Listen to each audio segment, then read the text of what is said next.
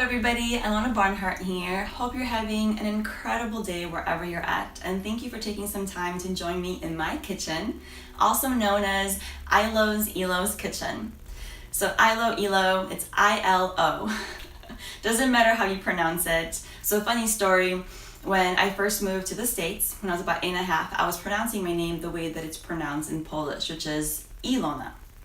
Well, everybody was freaking misspelling it and putting an E in there. All my friends, right? All my English-speaking friends. So I decided to pronounce it differently so that my friends, if they gave me like a Valentine or something like that, they would spell my name correctly, right? With an I. So I totally assimilated and it became Ilona, which makes the name even that much more unique, which is really thrilling. I have a lot of friends who are Polish and a lot of Spanish-speaking friends that have picked up on this, and they actually call me and pronounce it with an like Ilona, which is super endearing, and I love hearing that. But if you call me Ilona or Ilona, it doesn't actually matter. I'm so used to hearing so many different ways of my name being pronounced that I will literally respond to like almost anything, right? So no worries about that, and welcome again to my kitchen. I'm excited to share with you this yummy tea that includes 3 to 4 herbs. So the recipe calls for 3 herbs. I usually use 4, and I oftentimes drink more of it in the springtime in preparation for summer, and then in the fall in preparation for winter. It's a great tea because it supports and soothes the digestive tract, your second brain. So more about this tea and the magic of these herbs coming at you today for Yogi Tea.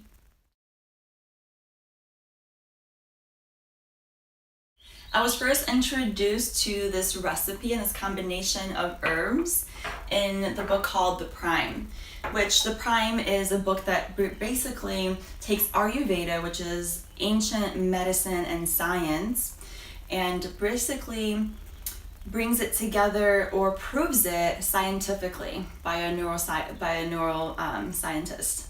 It's pretty awesome. It's like mind-blowing. But Ayurveda is has roots in the Vedic tradition, and it comes from India. That's the same Vedic tradition is where yoga actually stems from as well. So the two but the two are actually really linked together. All right, so for your tea, grab a hold of a pot and bring 4 to 5 cups of water to boil.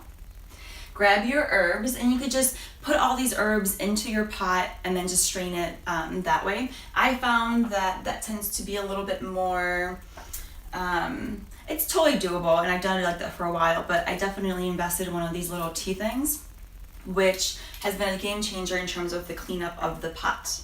All right, so it's about 1/2 teaspoon of each of these herbs. Here I got coriander, which coriander is incredible because it relieves and releases the gut of any spasms and reduces inflammation. So 1/2 teaspoon of that. Cumin, ooh, such an ancient herb, and has been known to reduce inflammation and gas. Includes potent antioxidants, iron, fiber, and stimulates enzymes that are responsible for strong digestion. So it's a really powerful herb. Then fennel is an incredible remedy for colic, irritable bowel syndrome. So 1/2 teaspoon of that. Let's see.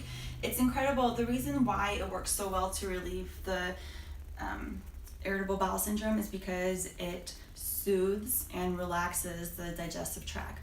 It also contains phytoestrogens, which is incredibly great for women that have hormonal imbalances or issues.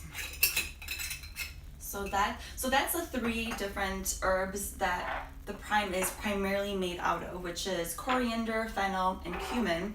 I buy these in bulk, and so I bring this to Sprouts, fill it up, and things like that. I also add fenugreek because it helps with like gas and inflammation as well. You're more than welcome to add actually also ginger, and it helps with firing up your digestion.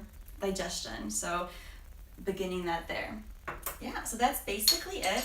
So you will go close this up, add it to your pot of water, boil it for about anywhere, I think like 8 to 10 minutes, and then just sip it throughout the day. The key with this and the ancient science of Ayurveda is that warm drinks are best rather than cold. So making that transition, and warm means lukewarm, right? So it means like temperature warm. It doesn't always have to be hot like hot tea or anything like that, but warm in terms of like no ice, basically. So you want to be sipping on this tea throughout the day up until 6 o'clock. Anytime after 6, it tends to produce or make you go to the bathroom more, like use the bathroom, like go to the pee, and to get some restful sleep. You don't want to be getting up in the middle of the night to go to the bathroom. So make sure that you're done with your liquids by 6. All right, guys, if you have any questions or if you try this tea, let me know how much you love it, because I love hearing from you. Bye.